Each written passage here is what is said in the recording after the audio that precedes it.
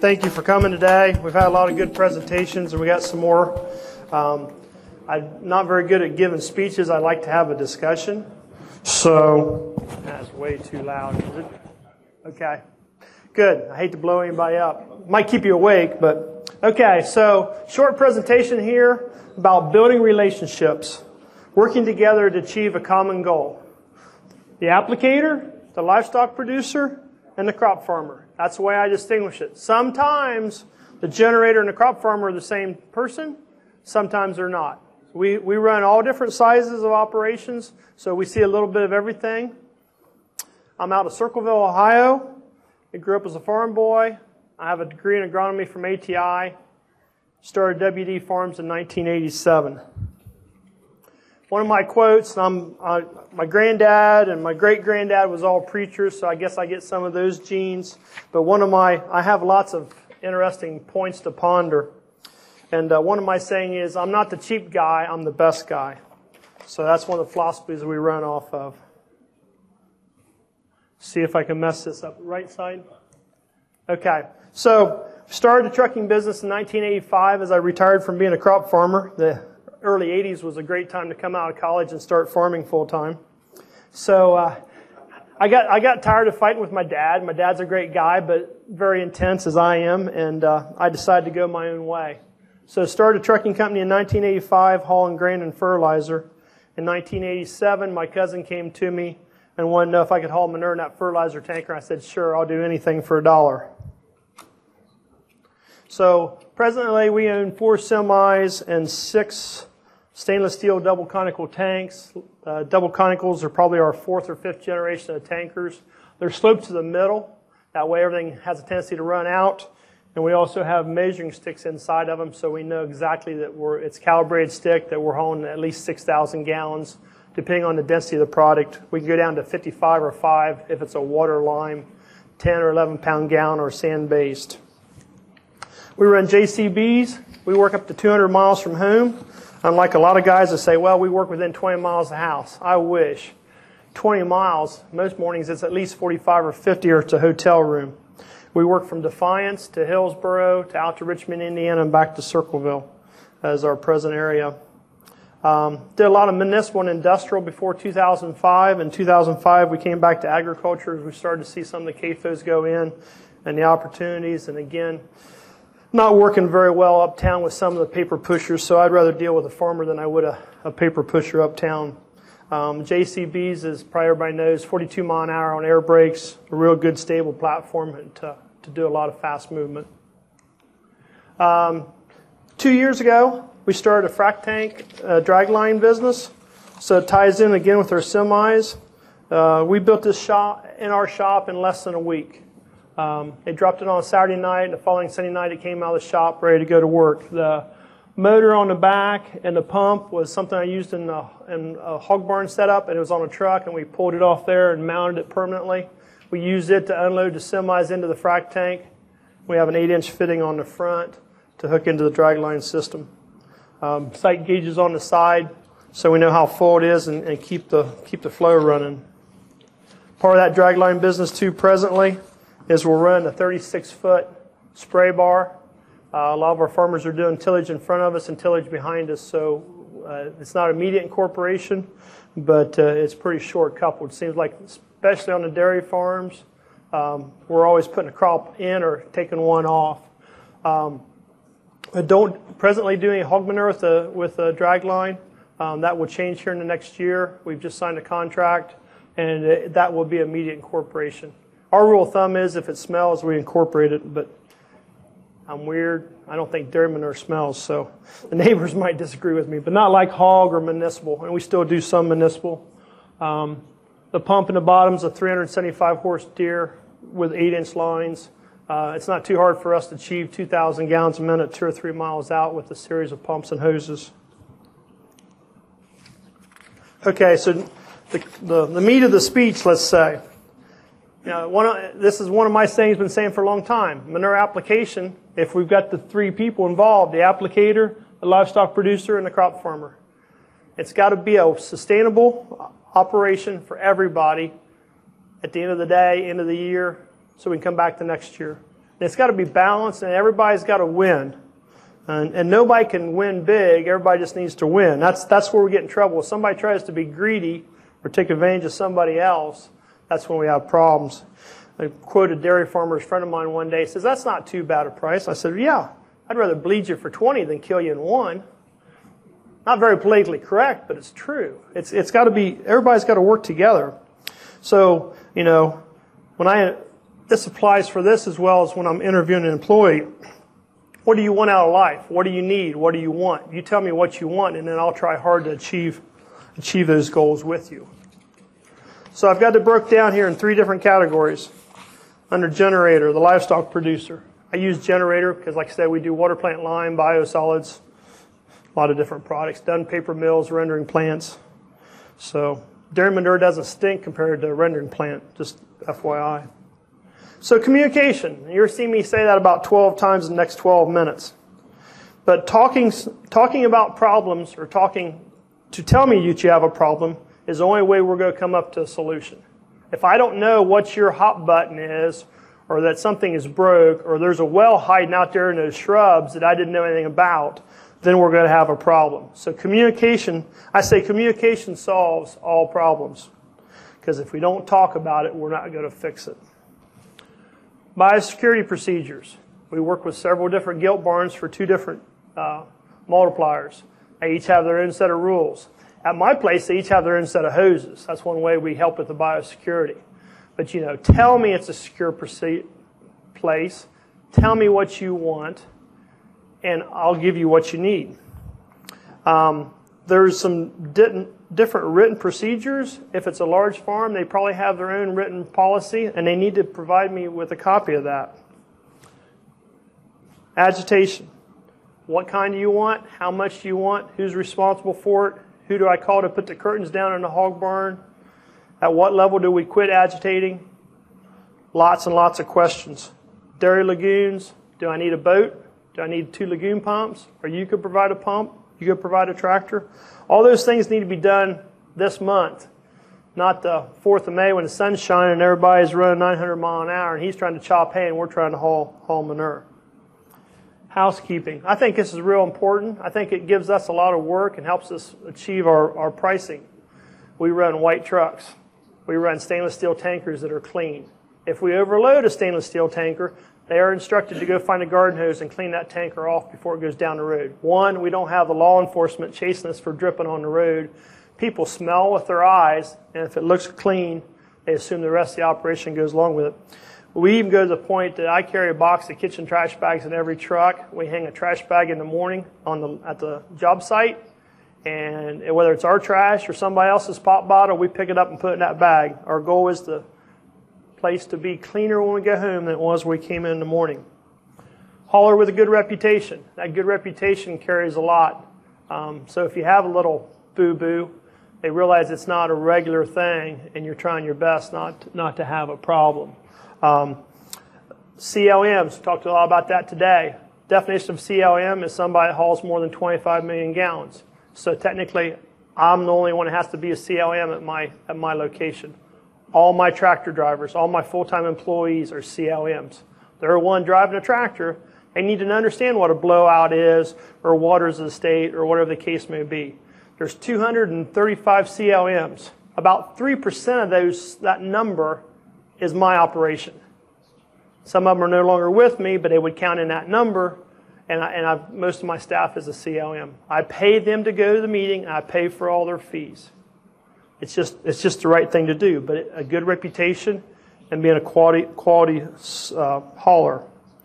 Uniform application, documentation, the weather, the soil samples, the manure samples. We pull a composite manure sample every day on every job if it's got any size. If we move in and we only do 100,000 gallons, it probably doesn't have a sample if it's the first day or the last day of the operation. But if it's a regular run, we have a sample every day. So I also have a lot of data in my files, samples. And I have a good idea what that place is going to produce when I get there so I can match it to what the nutrient needs are. We run time logs on things. All the trucks, we don't just make a check mark. we put a timestamp on when that load came away from the load stand. A big thing, especially on a hog barn, is no interference with day-to-day operations. Usually our footprint's smaller at a hog farm.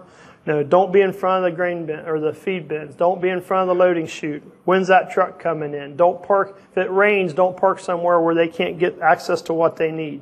So, kind of want to, do no harm, but you want to be invisible. As an applicator, you want to be invisible to the farm almost to where you come in and do your job and leave and there's no problems. What roads do you want us to use? What driveways? What roads posted or has a problem we need to know about? Sometimes our jobs are 200 miles from home and they said, well, here's the maps, but now I go to scout them and it's got a bad bridge on it. Well, now I have to reassign things and it might add miles and time to my operation, so therefore increases my cost. So good communication on that. Probably one of the things we have the toughest time of my employees is coming back the driveway. If a farmer doesn't want us to exceed 15 mile an hour, we need to have that discussion up front, and then I enforce it as much as possible. I have a 20-year-old son that's got a big foot, and I don't know where he got that genetics at, but we're always in a hurry. We normally get paid by the gallon is the way we charge, and so whatever we can do to pick up the pace. And the next area here is concerns and kind of a catch-all. Neighbors, weekends. Some places they don't let us work on weekends. And that's fine as long as we know that up front and I understand it and respect it. And again, Kevin talked earlier, just because the law says one thing doesn't mean you can't do more. I got fired from a place because I wouldn't haul on Saturday of Easter weekend beside the track meet. I said, I'm not doing it. It's not illegal. No, but it's wrong.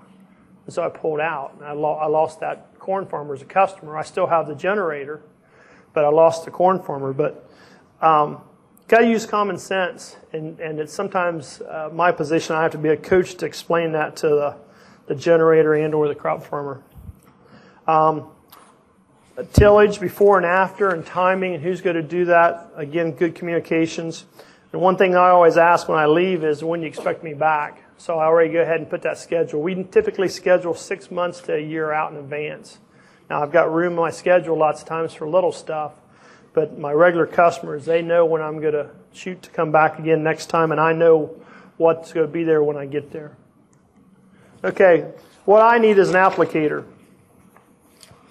Who, what, when, and where always makes a good mystery, I think. So you want to get those questions answered. How many gallons you got? Where are they at? Or where's the fields at? When you going to be full? I like to know when that drop dead deadline is. I work better under pressure. One of my favorite things, who's paying me? We get a lot of, I don't have much, farmers I like working with, we get paid, we don't stress too often about getting paid. But you talk about those things up front. A lot of our scenarios, we'll get some money out of the generator and we get some money out of the corn farmer. So, we have that all divided up and agreed on ahead of time and not after the fact. Once I see the logistics of the job, I'll quote a price. And they know if I got 1 million gallons and I quote them 2 cents a gallon, they know exactly how much that money's going to be. And if I get close to that cap and we've got concerns, we communicate that instead of going over and then say, hell yeah, you owe me another $10,000. That's a good way not to get invited back. Again, agitation. How much? What kind? We don't presently own a boat. We've run 3 different models of boats already. We've pretty much settled on one we like, and that's on my short list of purchases. But agitation is huge importance, whether it's a hog barn and keeping capacity of that pit or in a lagoon. We've got good documentation that shows when we run an agitation boat, we bring the phosphorus up 30%. So now I have a more marketable commodity on the corn farmer side to help cover the cost, and we're keeping that lagoon at capacity so the inspectors don't have to worry how close we're pushing on the full gauge.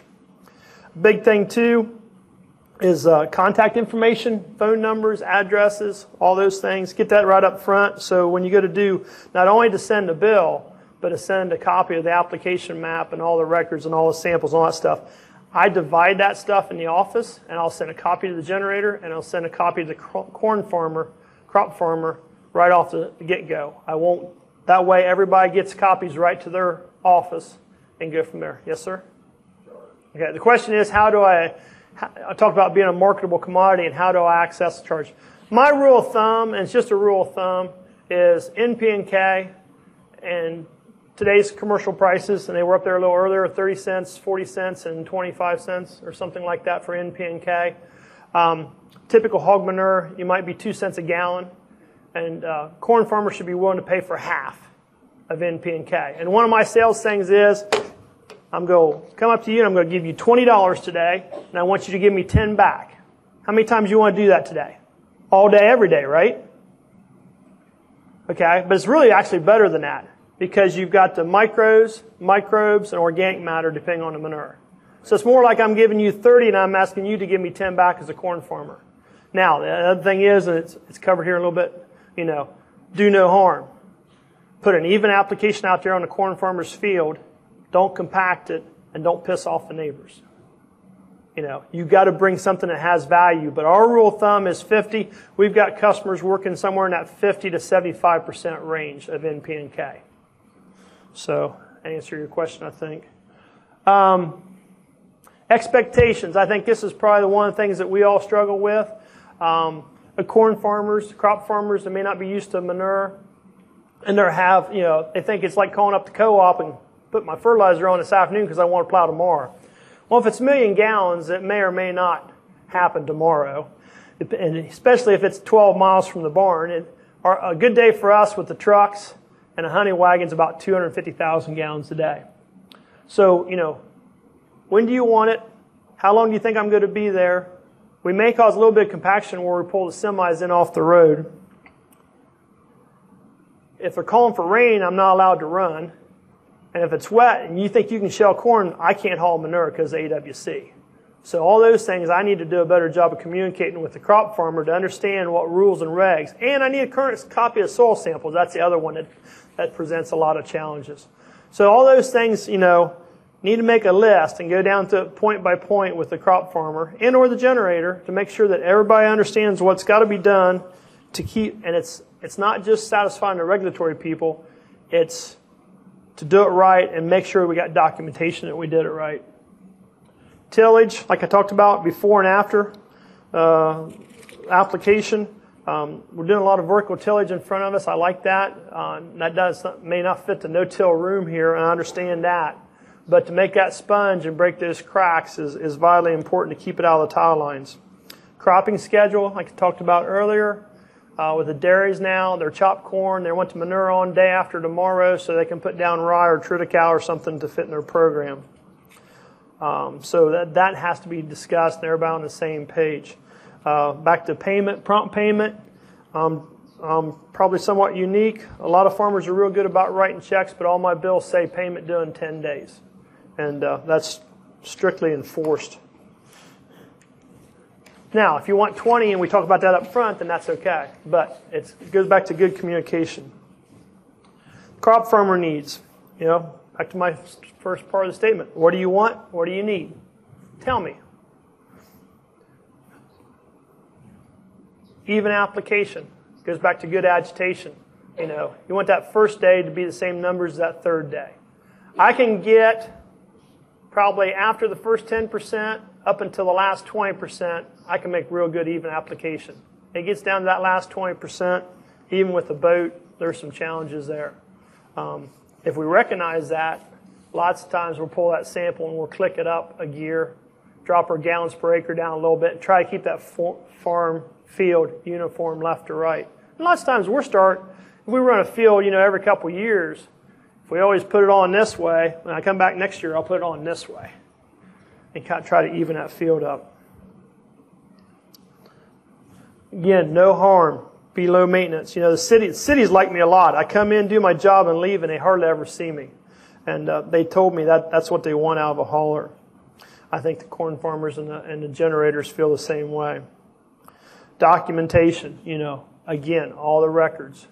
Each piece of paper, almost each day, generates about 5 pieces of paper between the weather and application, the soil sample, and the manure sample every day, every field. Again, timing. When's the next crop? Make sure that they tell us that 2 or 3 weeks ahead of time, not when I pull in. It's like, well, I wanted to plant tomorrow and you're not here. Application window, same, continuation of that. Housekeeping, the same. Keep the road clean, don't drip. Use that incorporation equipment, no odors and no complaints. So, kind of in summary, I'll beat my own drum here a little bit. Use a CLM, use a certified. You don't necessarily have to, but those people have enough interest to go through the time and trouble of being a CLM. And I think the CLMs as a group are not the troubled applicators out there. They're the ones following the rules and doing the right things. So help yourself by hiring a CLM. Don't be afraid to ask for it. If you're a CAFO, you have to now have that number on your records. I haven't got mine memorized yet. I'm going to have to do that here. But, CLM is a CLM for a reason. Just the same as the CCAs. There's a lot of CCAs in it. You went through the time and trouble to get that license because you saw value in it. And we need to be recognized for putting that value into that. About expectations. Mine, yours, and yours. We all got to be on the same page. We've got to. If we're on the same page when we start, we can be on the same page when we get done. Otherwise, somebody's going to be disappointed, and then that just makes bad feelings and broken relationships. Written list of responsibilities. That's a little document here in the bottom corner. I apologize for being small, but it says equipment, calibrations, tile, blowout, soil cracks, soil saturations, insect monitoring, insect treatments, weather, soil samples, manure samples. And there's 3 people on there. There's the crop farmer, the generator, and the applicator. We initial each one of those boxes. The left side says inspections and the right side says records. And we use this pretty hard, again, so everybody knows what we're supposed to be doing and who's responsible. And it goes, I'm not supposed to do that. And you go, you signed it. So I always said black and white beats I think every day of the week. So documentation, city called me on the carpet one day and they tried to lay me out, and I pulled the contract up and I laid it on the desk and I said, don't think so, paragraph B, blah, blah, blah. I was into discussion. But so a written contract, and that's different than the written list of responsibilities. The contract for us is usually 1 or 2 pages. It talks about gallons anticipated for the year, who's to provide what, payment terms, and just the basics. It's probably not a legal document, but again, it's good black and white, and everybody agreed to it and they signed off on it. It at least gives us an outline, a box that we're working with. Wow, last thing, good communication. I don't know how many times I've said that. If I said it 12 and 12, Glenn, pretty close. In communication, I have a lot of 20-year-old employees, and I swear I told them that. And they said they heard it, but they didn't understand it. So that's a challenge to make sure that everybody's on the same page. And you can't do it too much. And we have all this wonderful stuff now, texting and emails and cell phones where we're 24/7 or whatever. And yet I think some days our communication's worse now than it used to be. We're so busy. I'm so busy. I forget what I was told. So an email or a text, I can go back and look that up.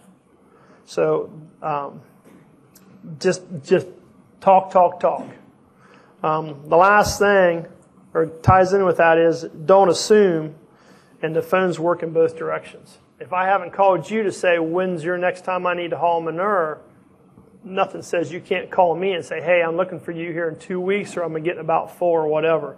Again, the last thing you want to do is, can you haul manure? Well, sure. When? Tomorrow? Yeah. Sure, it's going to cost you. And usually when they do that, it's raining. So, okay, what's plan B? And, they didn't get full overnight. I wish they could let me put plan B in motion 2 weeks earlier, that we wouldn't be rushed. But communication and respect and work together, and you can be successful on any one of those 3 parts of legged stool.